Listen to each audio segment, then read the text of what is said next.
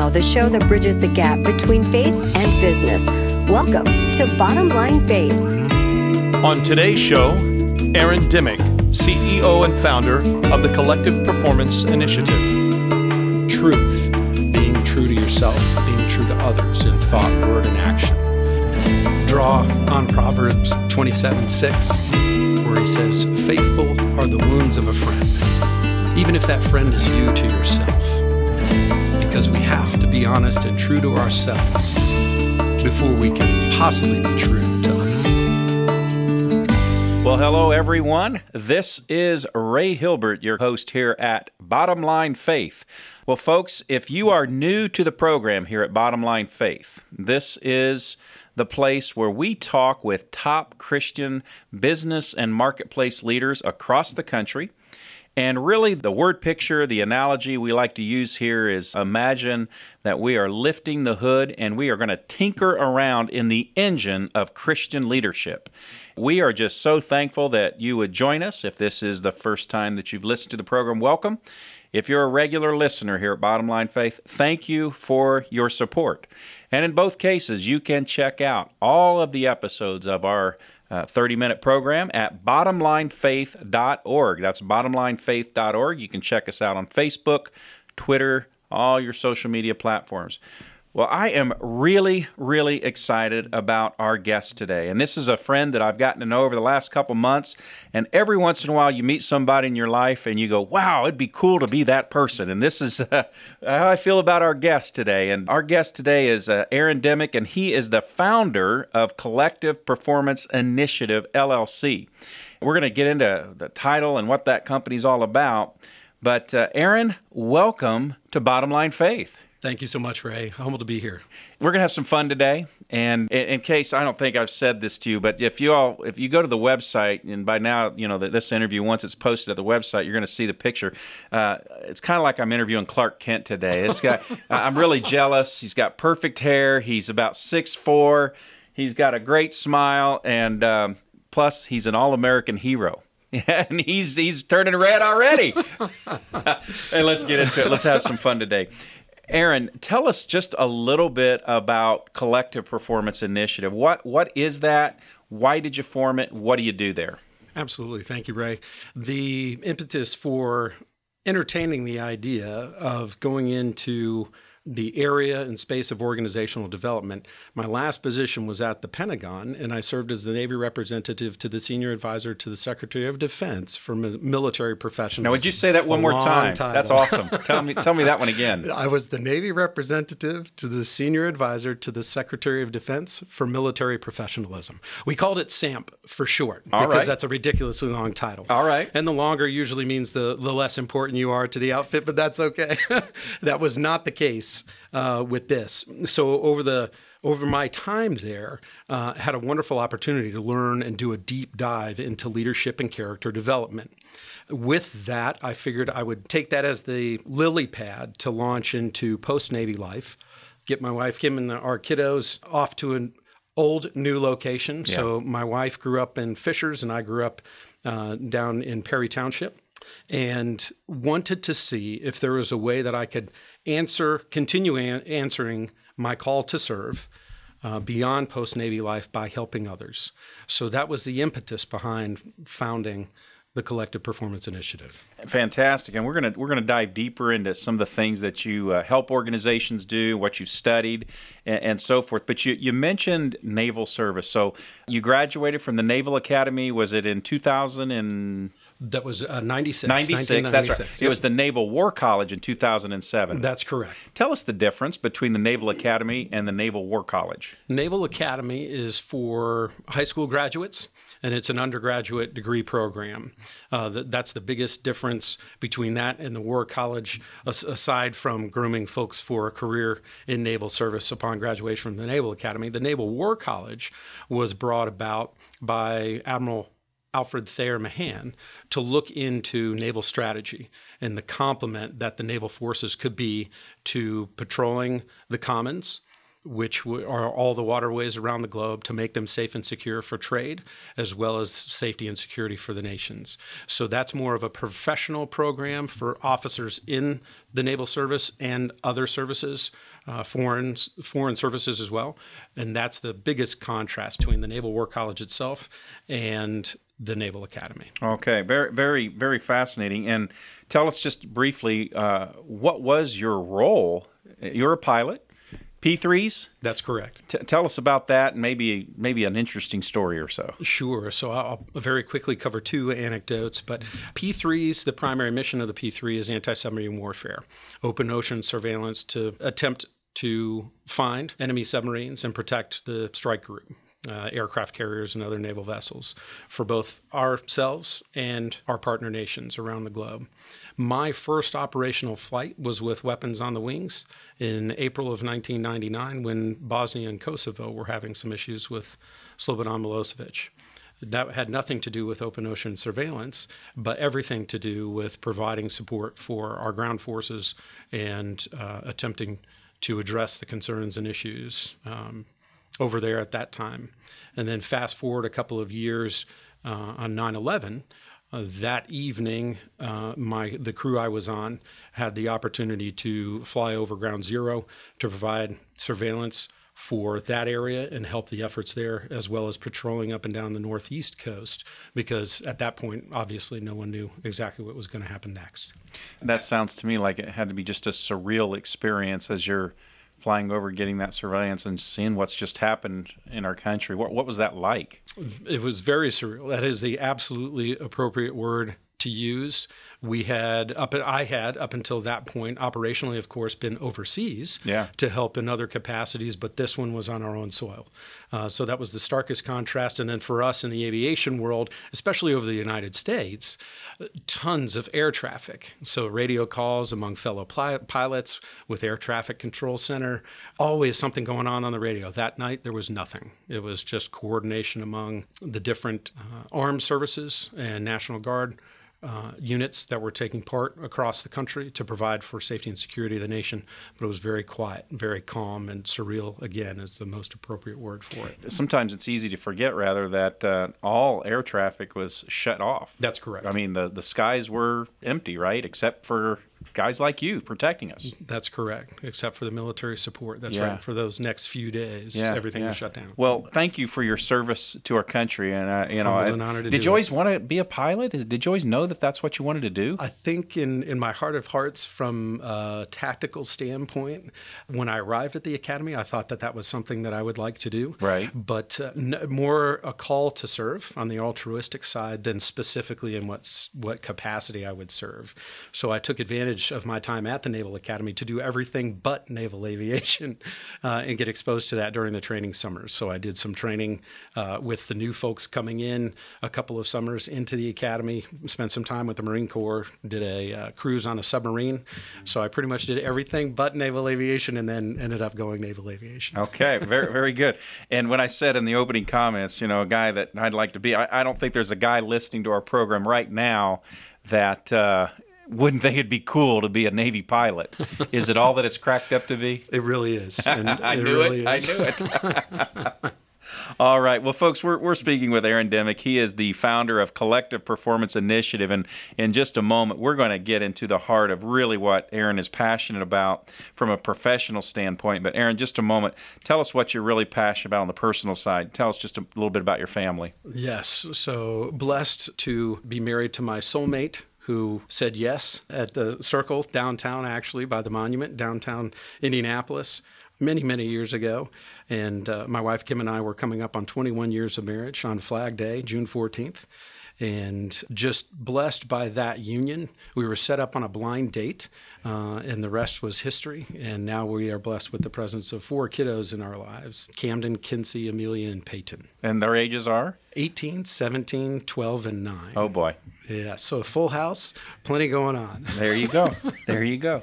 Well, all right. That's awesome. That's great to just get a little bit of your background, a little bit of even your career in service. And so you're really passionate in this area of leadership. And that's really the focus of our program here at Bottom Line Faith. As I said, we want to really tinker around and learn more about leadership here. And so how would you define leadership?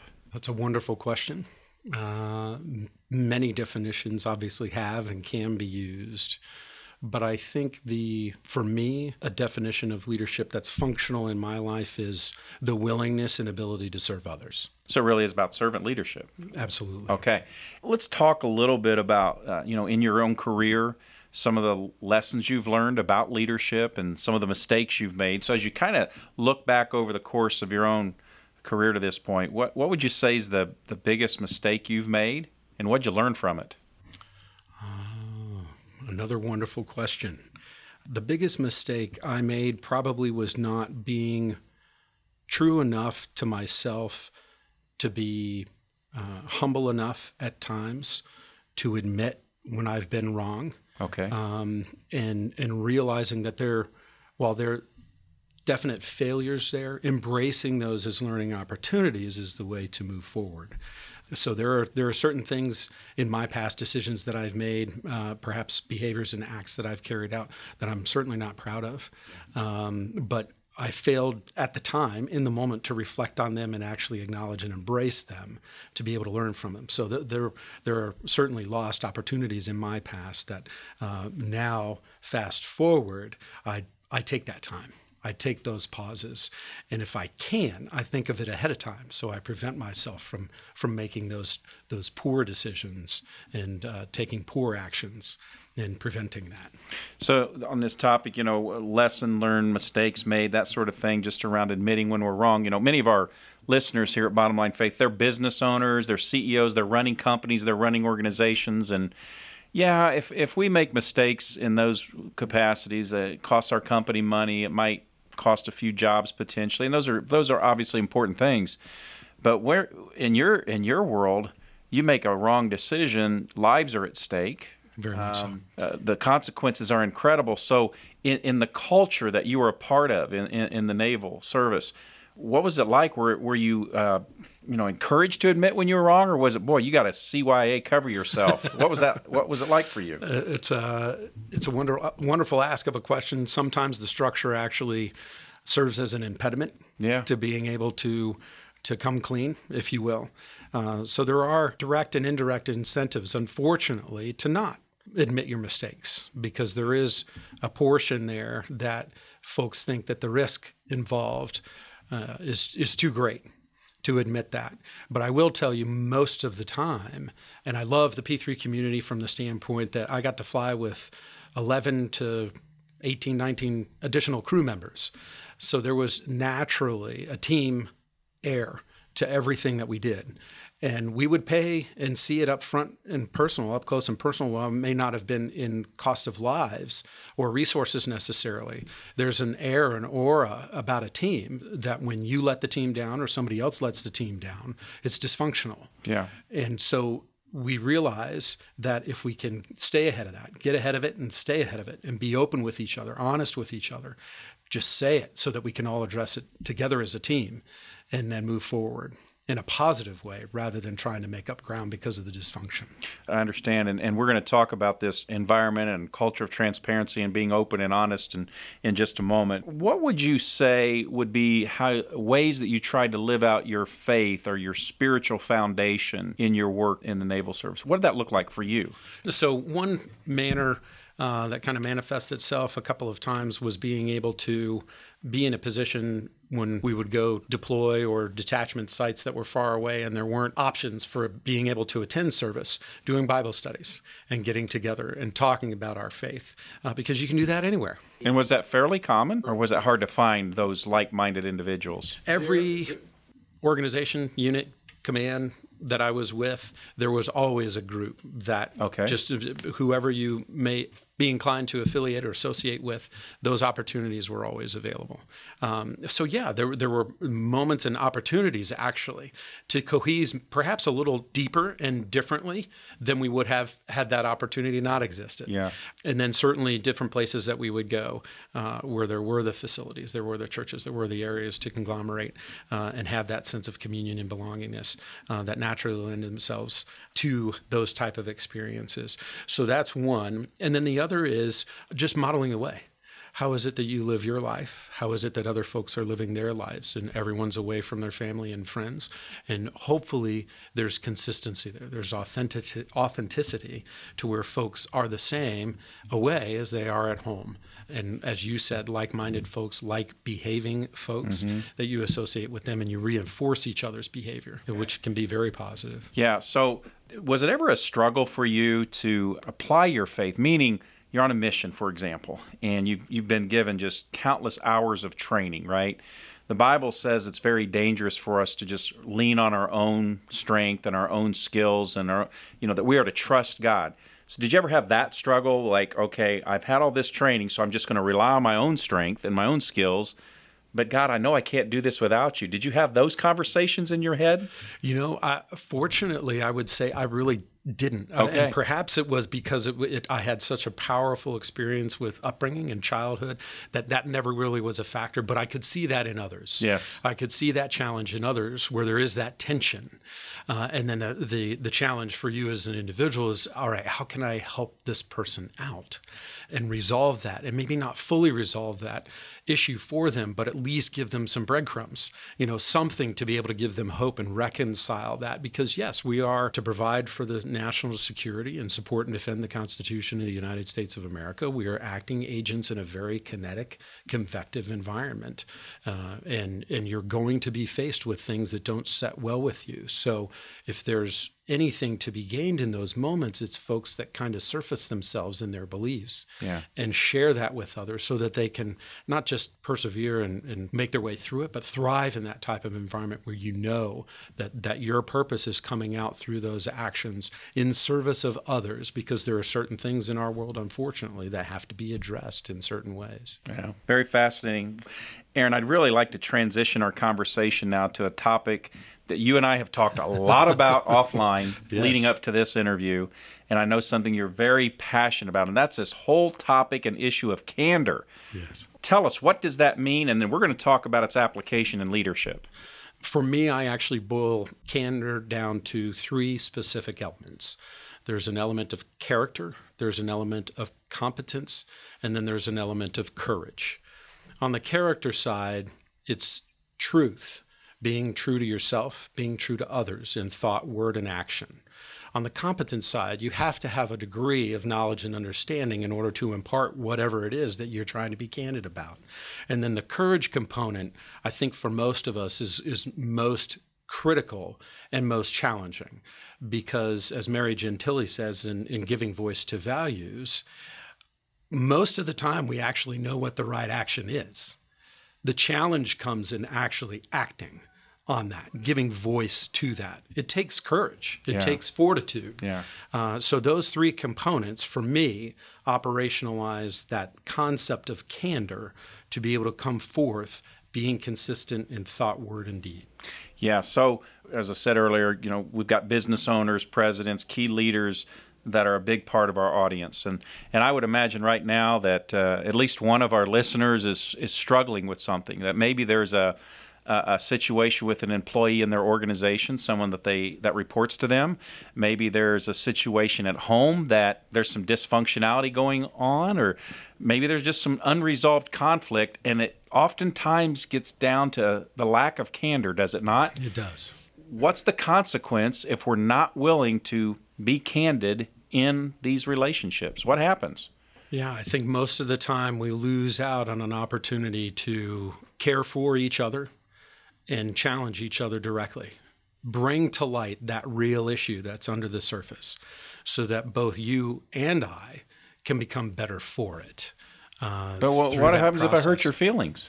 That for folks that take offense to certain things, there's a portion of you that can say, hey, let's get over this.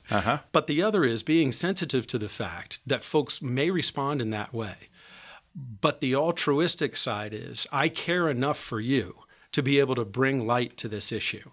So it's not an affront to you personally. It's not an attack on you as an individual. Let's have some serious, meaningful conversations about the issue of concern so that we can both figure out the way to work through it.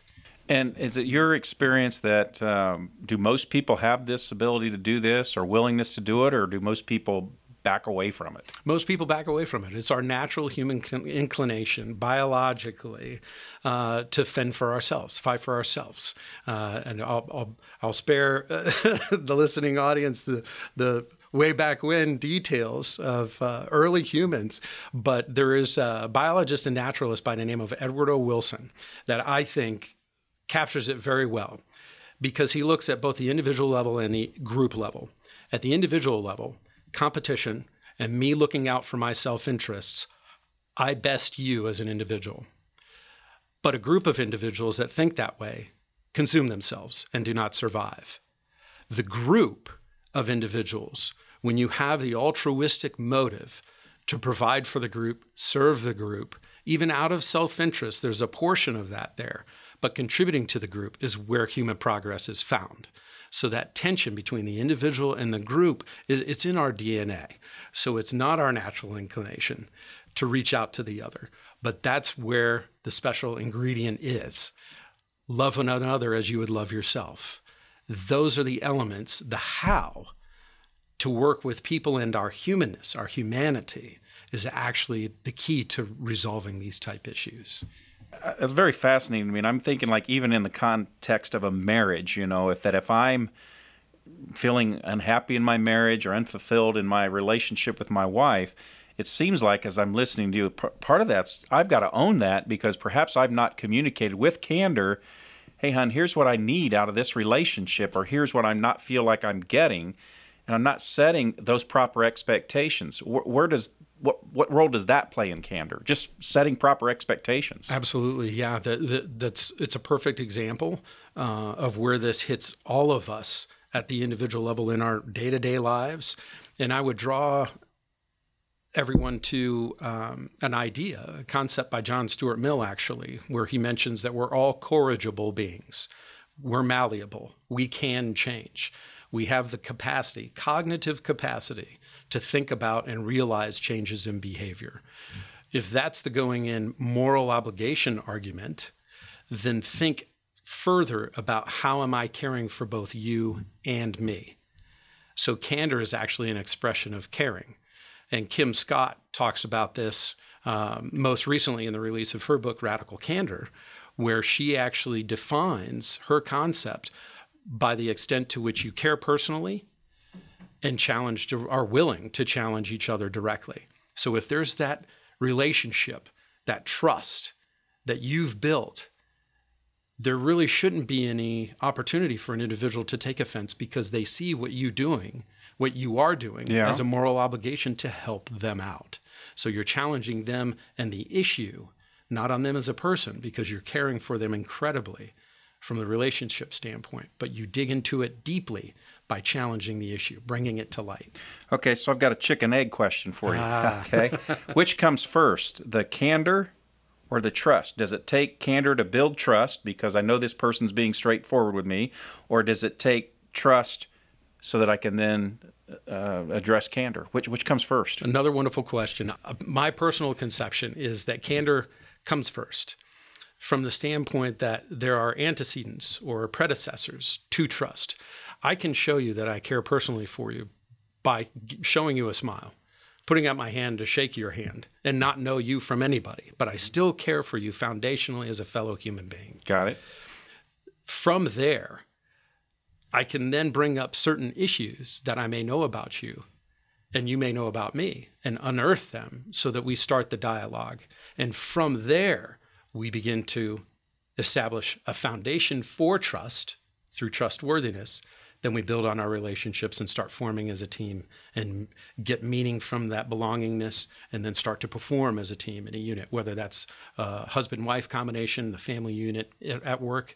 It's transferable to any of those environments. So getting back to what you said earlier about, when you're in the service, admitting when you're wrong, did you see this play out in negative ways or positive ways in your years in the Navy? Absolutely both. Yeah. The negative side is when it doesn't come to light and things fester. Yeah. And ultimately, for some folks, relationships are irreparable. The other is if you can get past that ledge. If you use the analogy of rappelling off a ledge, the hardest part is taking that first step to back and then be at the whim of your carabiner in your line to keep you safe. Take that first step. And then from there, it can be exhilarating. So you have to work through some of that anxiety, skepticism, and pain in some instances to be able to shed light on it, air it, and then start to have productive dialogue. And on the most positive side, it's exhilarating. You know the truth, you both agree on it, and you're able to work towards solving those type issues. So I have to admit, you sound extraordinarily equipped to talk about this topic.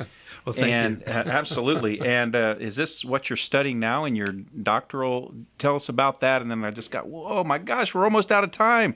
But tell us a little bit about that. And I got one big question. Absolutely, for sure.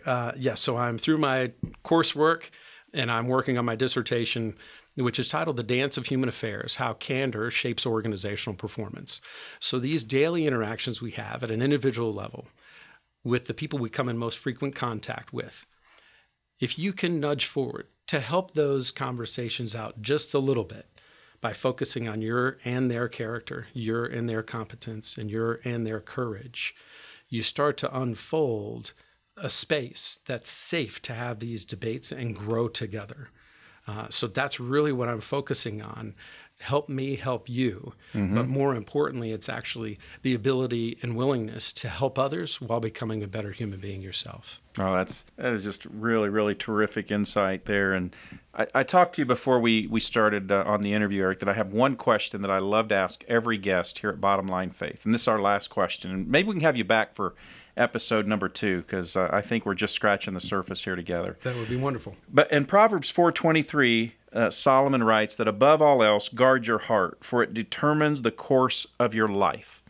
And Aaron, and for our regular listeners, you know, I always take a moment to explain this a little bit, that there are some biblical scholars who believe that those may have been among Solomon's last words. You know, he wrote much of Song of Solomon, Ecclesiastes, Proverbs, this wisest man ever to lived, and he's given us all these truths and all these principles. And so if we could imagine if these were among his last words, it's kind of like he might have gathered his family, his friends, and his loved ones. He said, look, I've given you all this wisdom. I've given you everything I've learned in life. But now, here's the one thing. Above all else, guard your heart, for from it flows everything in your life. So, Aaron, if we could fast forward the clock and it's near the end of your time here on earth, and you get a chance to gather your family, your friends, and your loved ones, and you get to say, now everybody, above all else, what would you advise? Above all else, I would draw on Proverbs again, 27:6, where he says, faithful are the wounds of a friend, even if that friend is you to yourself, because we have to be honest and true to ourselves before we can possibly be true to other people. I think that's summed up extraordinarily well. So for those of you who've been listening to the program, I'm sure there's one or more of you out there that you're wrestling right now with a relationship, a key employee, something in your family that you know there's something that needs to be said to bring candor to the table. And maybe you feel like you don't have the character, the competence, or the courage, but Aaron has walked us through that. I just want to encourage you. I just want to encourage you and strengthen you. Have the courage to offer up the candor. Would you agree with that, Aaron? Wholeheartedly. Absolutely, Ray. Would you come back and visit us again? It would be my pleasure to do so. Thank you. Folks, it has been an honor having my friend and now your friend, Aaron Dimmock, on our program today. And this was a great time that we've had here at Bottom Line Faith. Folks, check us out on the web at bottomlinefaith.org.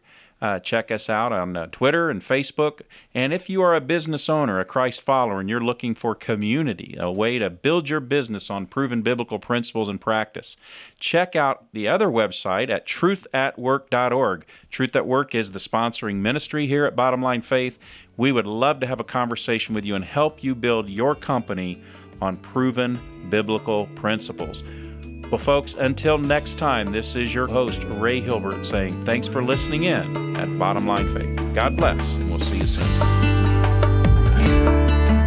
Bottom Line Faith is brought to you by Truth at Work. If you'd like to hear about new episodes or listen to past episodes, visit us online at bottomlinefaith.org. You can also subscribe to the show through Stitcher, Google Play, and iTunes.